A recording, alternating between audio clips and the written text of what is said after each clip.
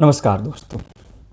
आज करंट का एक महत्वपूर्ण विषय रहा है भारत में व्यंग्य की स्वतंत्रता।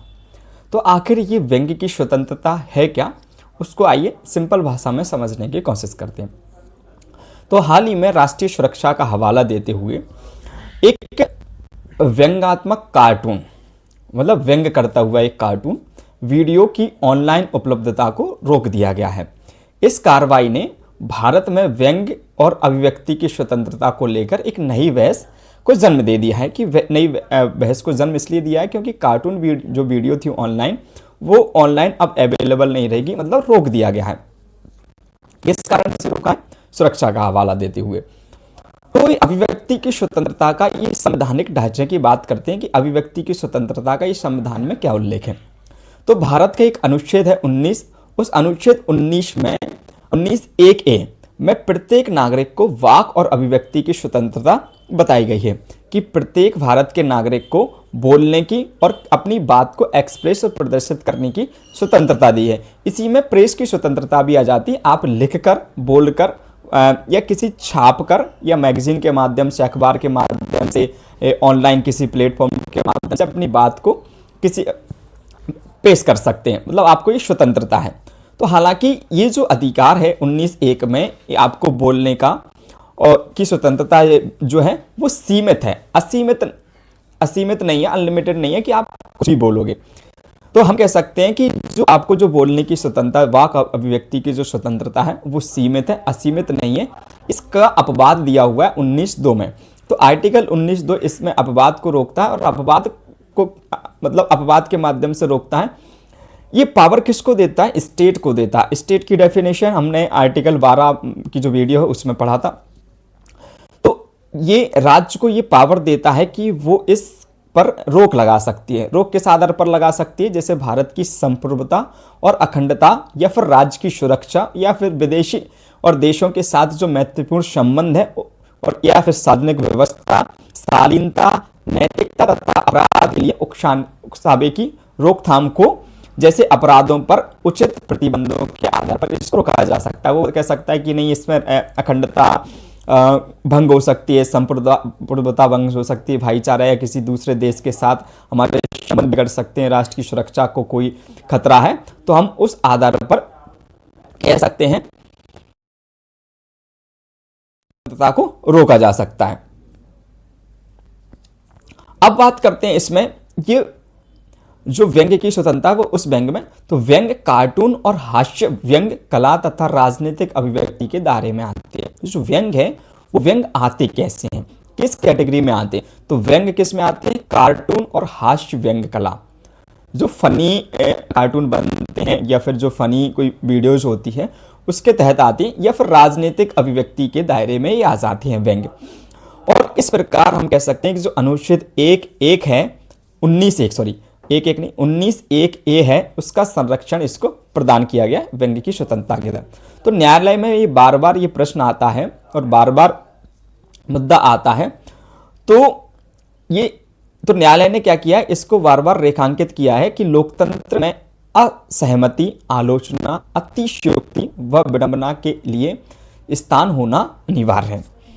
अब बात करते हैं हम कि लोकतांत्रिक विमर्श में व्यंग्य की भूमिका क्या है।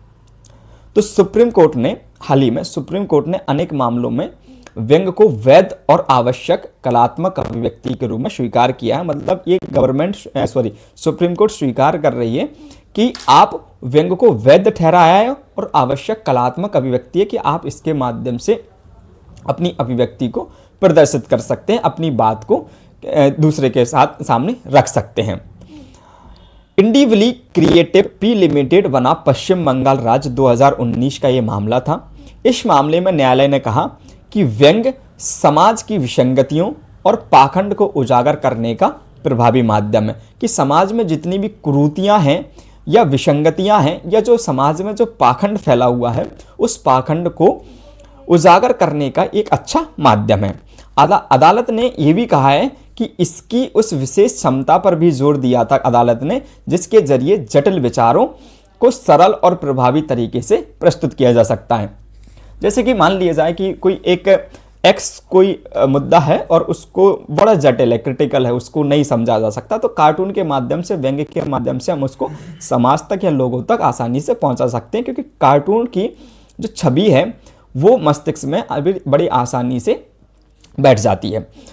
अब बात करते हैं कि इसी प्रकार डीपी सक्सेना बनाम भारत के जो मुख्य न्यायाधीश का जो मामला था 1997 में, उसमें न्यायालय ने चेतावनी दी थी कि सार्वजनिक मुद्दों पर चर्चा को दबाना लोकतांत्रिक व्यवस्था के लिए हानिकारक हो सकता है। जैसे मान लिया जाए कि कोई पब्लिक से रिलेटेड कोई भी मुद्दा है, अगर उसको दबाया जाता है, वो गवर्नमेंट के माध्यम से दबाया जाए या किसी व्यक्ति के माध्यम से दबाया जाए या न्यायालय के माध्यम से दबाया जाए, तो हम कह सकते हैं कि ये हानिकारक हो सकता है, इसको एक्सप्रेस करने के लिए फ्रीडम दे देनी चाहिए। ये किसने कहा? डीसी सक्सेना वर्सेस भारत के मुख्य न्यायाधीश का जो मामला था 1997 में, इसमें कहा गया था।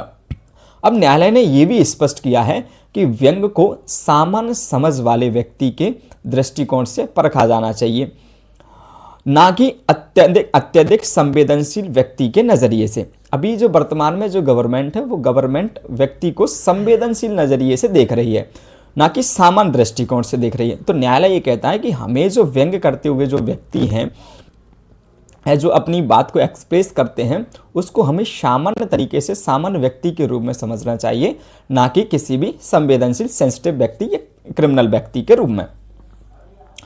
एक अन्य केस और था कि कामा बनाम एम ज्योतिष स्वरूपम, ये 2018 में केस आया था। इसमें मद्रास हाईकोर्ट ने राजनीतिक जो पॉलिटिकल कार्टून हुआ करते थे, उसका उपहास, जो राजनीतिक कार्टून थे, जैसे मोदी जी का बना दिया, राहुल गांधी जी का बना दिया, केजरीवाल जी का बना दिया, अमित शाह का बना दिया, योगी का बना दिया, किसी XYZ किसी भी पॉलिटिशियंस का बना दिया, कोई किसी भी राजनीतिक व्यक्ति का, और आजकल बन भी रहे हैं, आप देख ही रहे हैं। तो इस जो राजनीतिक कार्टून है, उस राजनीतिक कार्टून को क्या है, उपहास का औजार बताया था कि आप क्या कर रहे हैं, किसी व्यक्ति का उपहास उड़ा रहे हैं। लेकिन ये ऐसा नहीं है, हमें आर्टिकल 19(1) हमें फ्रीडम देता है कि आप अपनी बात को किसी के सामने भी किसी भी रूप में प्रदर्शित कर सकते हैं। बाकायदा क्या नहीं होना चाहिए, वो राष्ट्र के अहित में नहीं होना चाहिए, राष्ट्रीय सुरक्षा में बाधा नहीं होना चाहिए, अखंडता और एकता भी डिस्टर्ब नहीं होना चाहिए उसके बाद। तो इसको क्या बताया कि इसको उपहास का औजार बताया, जिसका उद्देश्य सत्ता की चापलूसी करना नहीं, बल्कि एक प्रश्न उठाना और चिंतन को प्रेरित करना है। अगर मान लिया जाए कि मैं हूं, उदाहरण के लिए कि मैं एक व्यक्ति हूं जो कार्टून के माध्यम से अपनी बात को प्रदर्शित करता हूं। मान लिया जाए कि वर्तमान जो गवर्नमेंट है मोदी जी, उनके अगेंस्ट में मैंने कोई ऐसा कार्टून बना दिया जिसमें मैं प्रश्न पूछ सकता हूं उनसे किसी भी मुद्दे पर। कोई पब्लिक मुद्दा है, जैसे सड़क का मामला हो गया, पानी का मामला हो गया, टैक्स का मामला हो गया, महंगाई का मामला हो गया, बेरोजगारी जैसे अन्य विभिन्न मामले हो गए। अगर मैं उन मामलों पर इस प्रकार की कोई भी कार्टून के माध्यम से अपनी बात को रखता हूं और गवर्नमेंट मुझे उस पर रोक लगा दे, तो फिर मैं ये कह सकता हूं कि मेरा जो राइट था वो चापलूसी करना नहीं था, सवाल पूछना था, और मैं उसी व्यंग्य को उनके फेवर में कर दूं, या कि भाई उन्होंने इस तरीके से ऐसे काम किए, एक्स किया, राम मंदिर बनवा दिया, 370 हटा दिए, या उन्होंने महंगाई इतनी बढ़ा दी, पेट्रोल का दाम इतना बढ़ा दिया, बेरोजगारी इतनी बढ़ा दी। ये भी तो एक अचीवमेंट है उनके, बेरोजगारी बढ़ाना, पैसे की का गिरना, डॉलर की कीमत बढ़ती जा रही है दिन ब दिन, हिंसाएं बढ़ना, इस प्रकार के बहुत सारे ऐसे मुद्दे। तो अगर मैं ऐसी उनकी चापलूसी करूं कहने के लिए, तो भी एक प्रकार का हो गया। तो कोर्ट कहता है कि वो कोई चापलूसी नहीं होती है, वो एक प्रश्न पूछने का जरिया है कि आप व्यंग्य के माध्यम से, कार्टून के माध्यम से आप क्या कर सकते हैं, प्रश्न पूछ सकते हैं। आगे बात करते हैं कि ऑनलाइन सामग्री अवरोध से जुड़े कुछ कानूनी परिप्रेक्ष्य, उन कानूनी परिप्रेक्ष्य के बारे में हम समझने की कोशिश करते हैं। ये जो विवाद है वो सूचना प्रौद्योगिकी अधिनियम, इंफॉर्मेशन टेक्नोलॉजी एक्ट जो है सन 2000 में आया था, और उससे संबंधित नियमों के संदर्भ के सामने आया था। तो इंफॉर्मेशन टेक्नोलॉजी एक्ट 2000 में धारा 69A है, तो उस धारा 69A उसका प्रावधान को हम देखते हैं कि उसमें क्या प्रावधान दिए गए थे। तो सूचना प्रौद्योगिकी अधिनियम इंफॉर्मेशन टेक्नोलॉजी एक्ट की धारा 69A केंद्र सरकार को आर्टिकल 19(2) जिसमें एक्सेप्शन दिया था 19(1) का, कि आप इसके माध्यम से या इन बिंदुओं पर किसी भी व्यक्ति की स्वतंत्रता को, अभिव्यक्ति की स्वतंत्रता को रोक सकते हैं। तो वही कहा है कि सूचना प्रौद्योगिकी अधिनियम की धारा 69 एक केंद्र सरकार को 19(2) में निर्दिष्ट आधारों के अनुरूप ऑनलाइन सामग्री को अवरुद्ध करने का अधिकार प्रदान करती है। ऐसे अवरोध आदेश लिखित रूप में और कारणों सहित होने चाहिए तथा उनकी समीक्षा भी की जानी चाहिए। मान लिया जाए कि मैंने कोई भी कंटेंट बनाया है, मैंने कोई भी व्यंग बनाया, अगर उस व्यंग को गवर्नमेंट रोक रही है इंफॉर्मेशन टेक्नोलॉजी एक्ट 2000 का हवाला देकर, तो उसने कहा है कि भाई 69A के माध्यम से केंद्र सरकार उस पर रोक लगा सकती है, उसको डिलीट कर सकती है, उसके विरुद्ध कार्रवाई कर सकती है। तो क्या वो उस ऑनलाइन सामग्री पर कार्रवाई उचित होगी या नहीं? तो वो अगर उचित है तो उसका हमें लिखित रूप में कारण बताना होगा। किसको? गवर्नमेंट को। मेरा कोई कंटेंट है तो गवर्नमेंट मुझको लिखित रूप में कारण बताएगी और हम कह सकते हैं कि उसकी समीक्षा भी करेगी और कि भाई एक क्या है, एक्चुअल में सही भी है या नहीं भी है। हो सकता है कि गवर्नमेंट द्वेष की भावना से जो उनके अगेंस्ट हो, जो प्रश्न उनको अच्छे ना लगते हो, वो डिलीट कर देती हो। तो ये इंफॉर्मेशन टेक्नोलॉजी एक्ट के माध्यम से हमें कुछ स्वतंत्रता दी हुई है। अगर वो स्वतंत्रता का हनन होता है तो फिर उसका कारण बताना होगा किसको? केंद्र सरकार को। इसी में एक मामला था श्रेया सिंघल वर्सेस भारत संघ, 2015 में ये मामला आया था। इसमें सुप्रीम कोर्ट ने कहा था कि धारा 69A किसकी? इंफॉर्मेशन टेक्नोलॉजी एक्ट सन 2000 की धारा 69A को संवैधानिक माना। उन्होंने कहा कि ये सही है, वैलिड है, किंतु यह स्पष्ट भी किया था कि सामग्री को ब्लॉक करने से पहले संबंधित मध्यस्थ और मूल रचनात्मक को सुनवाई का अवसर मिलना चाहिए। मान लिया जाए कि मैं हूं, मैंने कोई कंटेंट बनाया और मेरे को अगर मेरा जो कोई कंटेंट है उसको डिलीट या ब्लॉक किया जा रहा है, ब्लॉक ही होगा, डिलीट तो मैं खुद ही कर पाऊंगा। तो अगर ब्लॉक किया जा रहा है तो ब्लॉक करने से पहले मुझे या किसी भी माध्यम से मुझे उस सुनवाई का अवसर दिया जाना चाहिए कि भाई मेरा कंटेंट है, मैंने किस हिसाब से बनाया है, किस हिसाब से नहीं बनाया है, क्या वो उचित है या नहीं है। तो मैं भी तो अपना तर्क दूंगा। तो ये श्रेया सिंघल वर्सेस भारत संघ 2015 के मामले में ये बताया गया था। साथ ही लगाए गए जितने भी प्रतिबंध थे 19(2) को, उसके दायरे को भी सीमित होना चाहिए कि आप अगर कोई भी रोक लगा रहे हैं, प्रतिबंध लगा रहे हैं, तो वो लिमिटेड ही लगाएं, अति ना करें इस प्रकार से। अब इसमें फिर क्या हुआ कि आईटी नियमों में संशोधन किया गया। तो सूचना प्रौद्योगिकी मध्यस्थ दिशा निर्देश एवं डिजिटल मीडिया आचार संहिता नियम 2026, इसमें किए गए संशोधन के अनुसार उन्होंने कहा है कि सोशल मीडिया मंचों को कथित अवैध सामग्री हटाने के लिए अब 24 से 36 घंटे की बजाय अब 3 से घंटे का समय दे दिया गया, केवल 3 घंटे के अंदर। पहले क्या थी ये समय सीमा? अगर मान लिया जाए कि कोई भी कंटेंट सेंसिटिव है तो पहले जो सेंसिटिव कंटेंट था वो 24 से 36 घंटे मतलब 1 से 1.5 दिन के अंदर हटाना होता था। लेकिन अब क्या किया है वर्तमान में, आईटी नियमों में इंफॉर्मेशन टेक्नोलॉजी एक्ट 2000 में संशोधन किया है। उस संशोधन के माध्यम से गवर्नमेंट ने क्या कर दिया कि 24 से 36 घंटे का जो समय था, अब उस 24 से 36 घंटे के समय को कम करके केवल 3 घंटे कर दिया कि आप 3 घंटे के अंदर इस कंटेंट को आपको क्या करना होगा? डिलीट करना होगा। इसी में कर्नाटक हाईकोर्ट ने सरकार के सहयोग पोर्टल को क्या किया? एक सहयोग पोर्टल बनाया था सरकार ने। उस सहयोग पोर्टल को कर्नाटक हाईकोर्ट ने क्या किया? वैध कराया है, जो मध्यस्थों को नोटिस भेजने की प्रक्रिया को स्वचालित बनाता था। ये जो सहयोग पोर्टल क्या था कि मुझे नोटिस भेजना है तो मैं सहयोग पोर्टल के माध्यम से मुझे नोटिस भेजने के लिए वो इजी वे हो गया था एक प्रकार का। हालांकि इस व्यवस्था को लेकर ये भी चिंता जताई जा रही थी कि इस प्रक्रिया जो इससे प्रक्रिया सुरक्षा उपाय कमजोर हो सकते हैं, कि जो भी प्रक्रिया थी उसमें सुरक्षा उपाय थोड़े से कमजोर हो सकते हैं। कोर्ट में सुप्रीम कोर्ट के दायरे में एक सूचना प्रौद्योगिकी जनता द्वारा सूचना तक पहुंच अवरुद्ध करने की प्रक्रिया और सुरक्षा उपाय नियम सन 2009 को चुनौती दी गई। विशेष आपत्ति उन प्रावधानों पर है जो आपातकालीन स्थिति में बिना पूर्व सूचना के अवरोध को अनुमति देते हैं तथा अवरोध आदेशों को गोपनीय बनाए रखते हैं। अब बात करते हैं इसमें कलात्मक स्वतंत्रता पर न्यायपालिका का क्या दृष्टिकोण है। ये व्यंग्य जो स्वतंत्रता है, उस व्यंग्य स्वतंत्रता पर सुप्रीम न्यायपालिका क्या कहती है, उसका क्या नजरिया है। तो देखते हैं कि भारतीय न्यायपालिका ने बार बार रचनात्मक और व्यंग्यात्मक अभिव्यक्तियों के महत्व को स्वीकार किया है, वो एक्सेप्ट करती है इसको तो, और वो उसको सपोर्ट भी करती है। मार्च 2025 में क्या हुआ कि एक फैसले में सुप्रीम कोर्ट ने एक टिप्पणी दी कि गणराज्य की स्थापना के जो 75 वर्ष हुए थे 2025 में, तो 75 वर्ष के बाद